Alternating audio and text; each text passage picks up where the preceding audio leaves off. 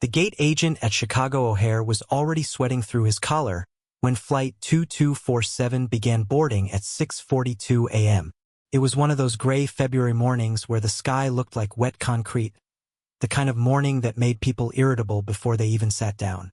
The flight was bound for Los Angeles, a 5-hour journey packed with 214 passengers, 3 flight attendants, 2 pilots, and 1 woman named Brenda Calloway who had already decided, before she even found her seat, that this was going to be her worst travel experience in 40 years of flying. Brenda was 53, recently retired from her position as a regional manager at an insurance company in Cincinnati. She wore a floral-patterned blouse tucked into high-waisted khaki pants, carried a tote bag that said, "Live, Laugh, Love" in cursive, and had a personality that could best be described as a loaded weapon waiting for a target. She had been upgraded to business class 3 hours before the flight using points she had been collecting for 11 years, and she had already posted about it twice on Facebook.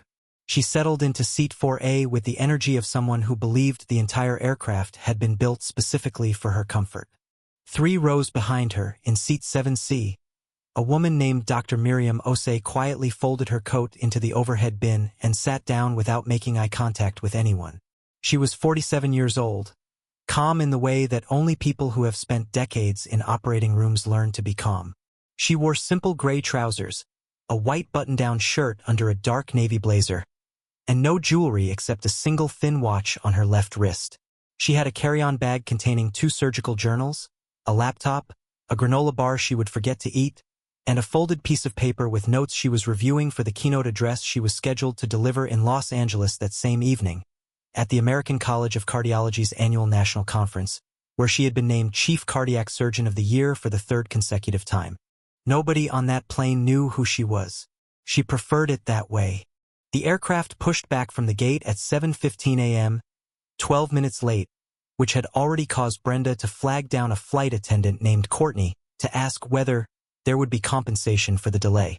Courtney, 26 years old and 3 years into a career she genuinely loved, smiled and explained that 12 minutes did not qualify for delay compensation. Brenda responded by asking to speak to someone senior. Courtney said she was the senior attendant on this rotation. Brenda wrote down Courtney's name on a notepad she pulled from her tote bag. 30,000 feet in the air, somewhere over Missouri, the flight was unremarkable. Brenda had sent back her first breakfast order because the eggs were too yellow. A retired schoolteacher named Harold was doing a crossword puzzle in seat 12B. A young couple on their honeymoon, Destiny and Marcus, were sleeping against each other near the back. Dr. Miriam Osei was reading an article about postoperative inflammation markers and finishing her second cup of black coffee. Everything was the way ordinary life is: small, predictable, slightly boring. Then the man in seat 6B made a sound. It was not a dramatic sound. It was not a scream or a shout. It was more like the sound a person makes when they are trying to say something and their body will not let them. A low, strangled exhale. A man named Theodore, 61 years old, sales director from Nashville, visiting his daughter in LA. He had been feeling strange since Dallas, but told himself it was just the altitude. Now his left arm felt like it was being pressed under something very heavy. His chest was tightening like a vice turning slowly, and the crossword puzzle in his lap had gone completely blurry. Theodore pressed the call button above his seat. He pressed it once, then twice. Then he stopped pressing it because pressing it had become too difficult. The woman across the aisle in seat 6A, a college student named Jasmine who was flying home after spring break, was the first to notice that something was wrong. Theodore's face had gone the color of old ash, and he was leaning forward with both hands pressed flat against his knees, breathing in shallow, rapid pulls. Jasmine leaned into the aisle and looked toward the front of the plane. She did not know what she was looking for. She just knew something was very wrong.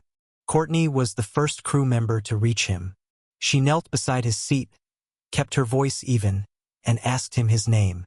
He told her. She asked if he was in pain. He nodded and touched his chest. Courtney stood up immediately, turned toward the front of the aircraft, and picked up the intercom. "Ladies and gentlemen, we have a passenger who needs medical assistance. If there is a doctor or medical professional on board, please press your call button or make yourself known to a crew member immediately." The cabin went quiet in that specific way that cabins go quiet when everyone realizes the flight is no longer routine. Dr. Miriam Osei had already set down her journal before Courtney finished the sentence. She was halfway out of her seat when a voice from 4A cut through the cabin like a knife through tissue paper. "Oh, thank God," said Brenda, standing up and turning to survey the passengers behind her. "Somebody needs to do something. Does anyone know first aid? Does anyone have an aspirin? I had a cousin who had a heart attack on a cruise ship and they had a whole team. This is completely unacceptable. I'm going to report this airline."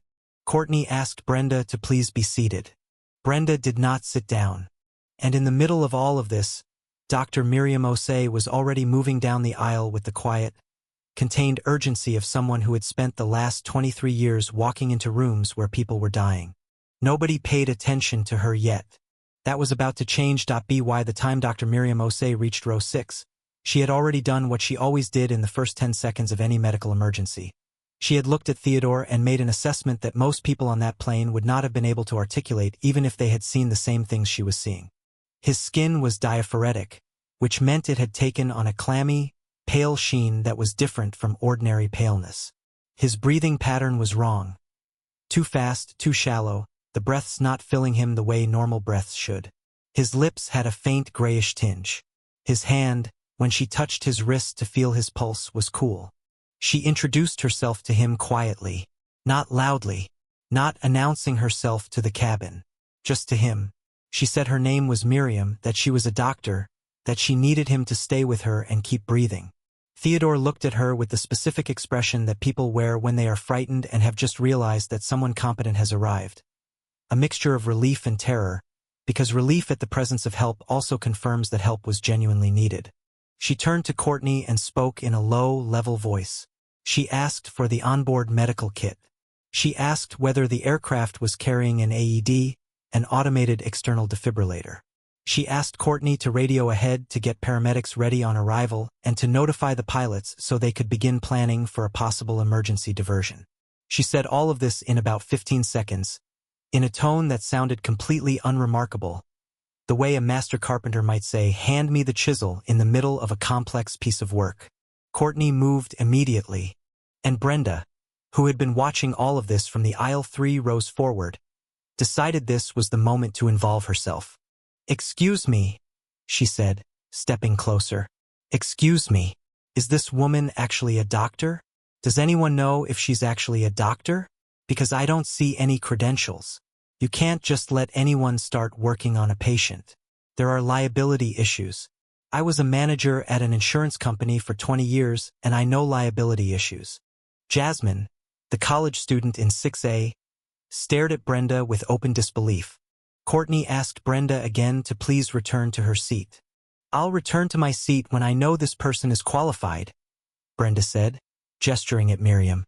"She doesn't even have a name tag. Anyone could say they're a doctor." Dr. Miriam Osei did not look up from Theodore. She had taken his pulse, confirmed it was irregular and weak, and was now reaching for the medical kit that a second flight attendant named Devon had brought from the front galley. She had already made the preliminary determination that Theodore was presenting with what appeared to be an acute myocardial infarction, a heart attack, and every second she spent not working on him was a second his heart muscle was starving for oxygen. "I need this space clear," she said, addressing no one in particular but meaning Brenda specifically. Brenda heard this as an invitation to continue speaking. "I'm just asking a reasonable question," she said. "Nobody is stopping her from helping. I'm just asking if she's verified. On cruise ships, they have verified medical staff. I know because my cousin." "Ma'am." Devon stepped in front of Brenda, physically blocking her view of row 6. Devon was 29, former Navy, had seen serious things, and had a voice that did not need to be loud to be absolute. "I need you to go back to your seat right now." Brenda stepped around Devon. And in the next moment, in what would become the moment that other passengers would describe in their own words to family members, journalists, and eventually a viral Reddit thread, Brenda Calloway reached past Devon's arm and pulled the oxygen mask that Dr. Miriam Osei had just placed over Theodore's face. She pulled it off completely. "These masks are for the passengers," Brenda announced. holding the mask with the confidence of someone who has never been wrong about anything in their life. I read the safety pamphlet. These masks deploy in emergencies and they're for individual passengers. You can't just use one on someone randomly. That's not how the system works. There are protocols. Theodore made a sound. A bad sound. The sound of a man whose body is running out of options.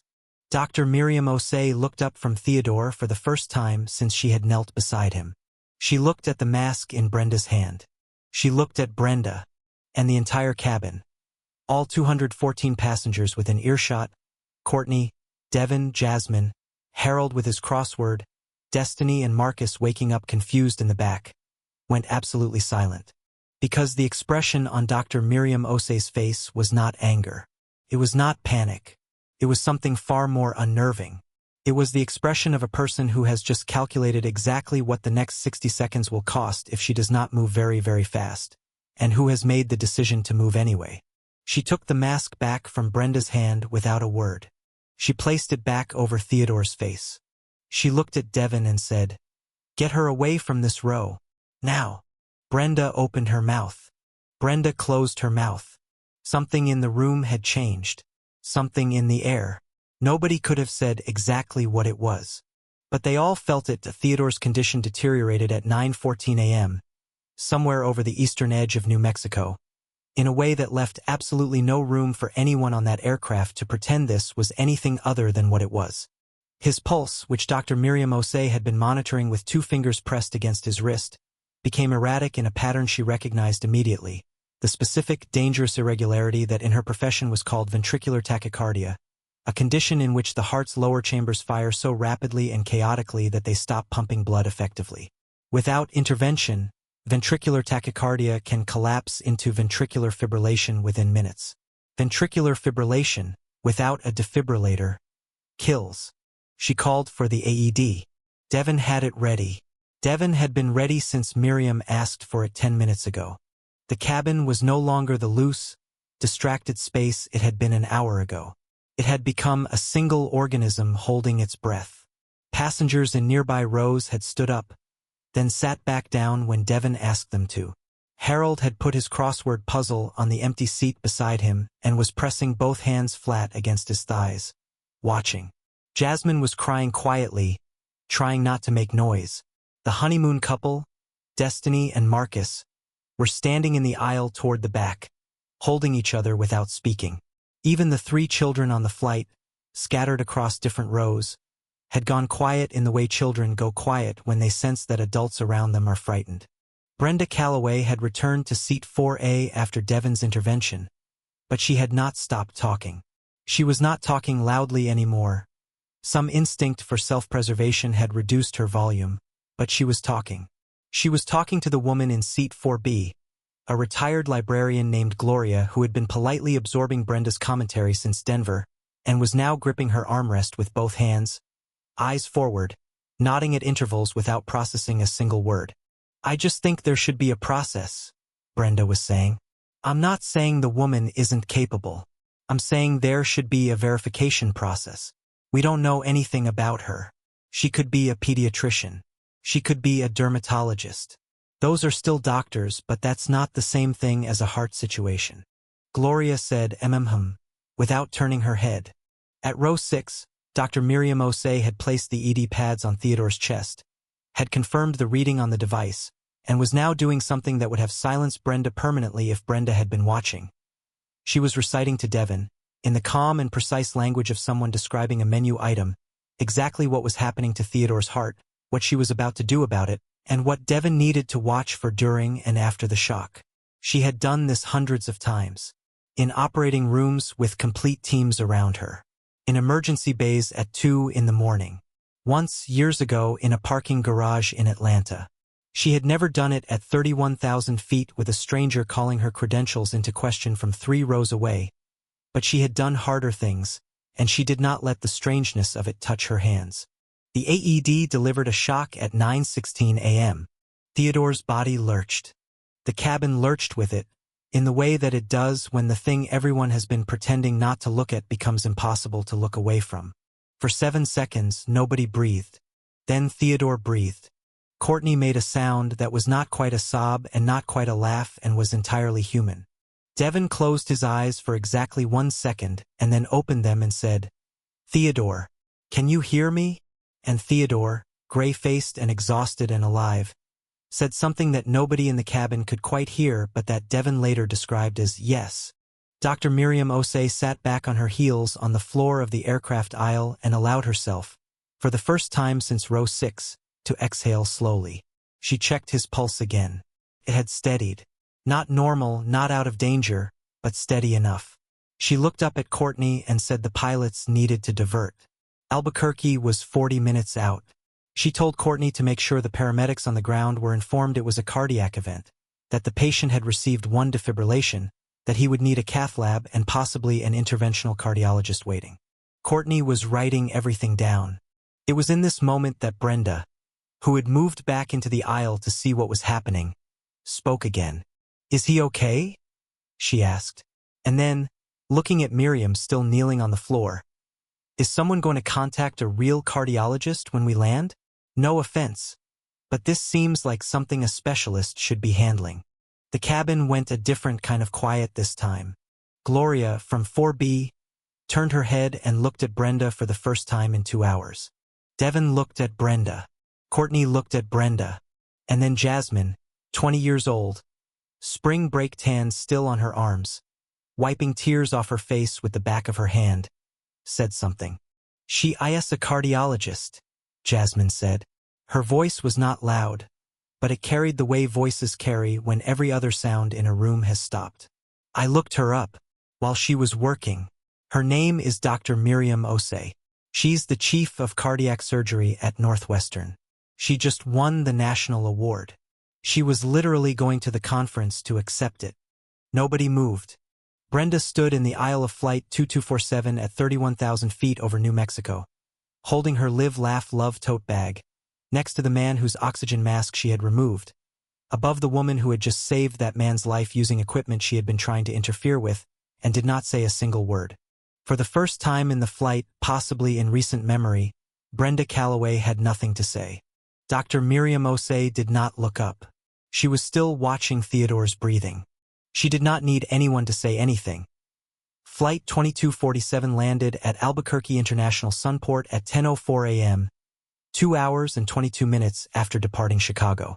The diversion had added 47 minutes to the journey and cost the airline approximately $9,000 in operational rerouting fees, a number that would later be cited in exactly 0 conversations about what happened on that flight, because nobody who was on that plane was thinking about the airline's fees. The paramedics were waiting at the gate, as Miriam had requested. There were 2 of them and they had been briefed. When they boarded and moved to row 6, one of them looked at the woman kneeling beside the patient and said, "Are you the doctor who called it in?" Miriam said yes. He said, "Can you walk us through what you found?" And she did, standing in the aisle in her navy blazer, speaking in the same level, precise tone she had used throughout, while 214 passengers quietly gathered their bags and prepared to deplane in a way that felt completely different from the way they had boarded. Theodore was moved to a gurney and wheeled off the plane.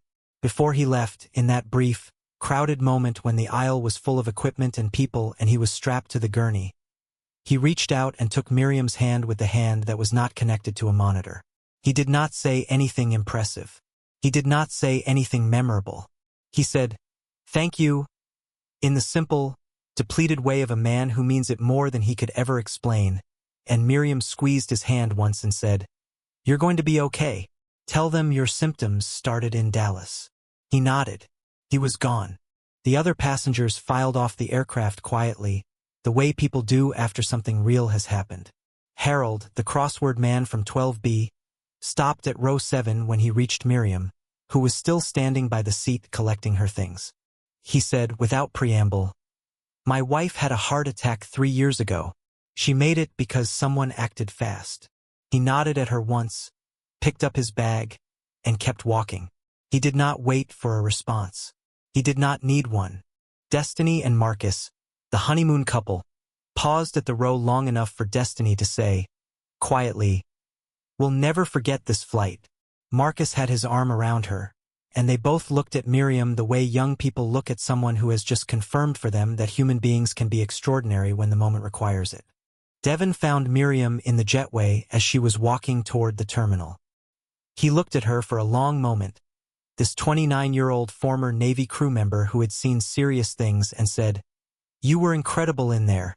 Miriam smiled, a real smile, small and tired and genuine, and said, "You kept the scene clear. That made the difference." Devon looked like he wanted to say more. Miriam nodded once in a way that meant it was enough. Courtney caught up with her near the gate. She said the airline would need a statement from her. She said they would like to formally thank her. She said, and here her voice went quiet and slightly unsteady, "I've been flying for 3 years and I've never seen anything like that.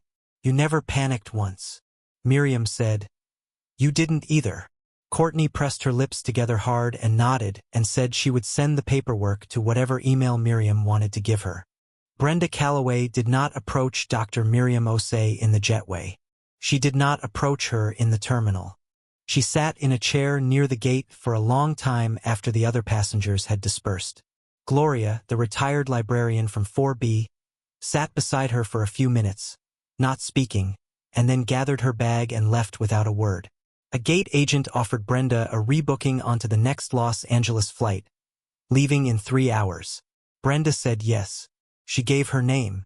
She did not mention the delay compensation. She did not write anyone's name in her notepad. What she was thinking, no one could say for certain. What goes through a person's mind in the 40 minutes after they remove the oxygen mask from a heart patient and are then forced to watch a world-class surgeon save that patient's life using the exact equipment you interfered with, that is a story only Brenda could tell. Whether she would ever tell it truthfully or at all was a separate question. What is known is what Jasmine posted that evening from the Los Angeles airport, having caught a later connecting flight. She posted a photo she had taken on her phone from the aisle, blurry, slightly overexposed, the way real photos taken in crisis always are.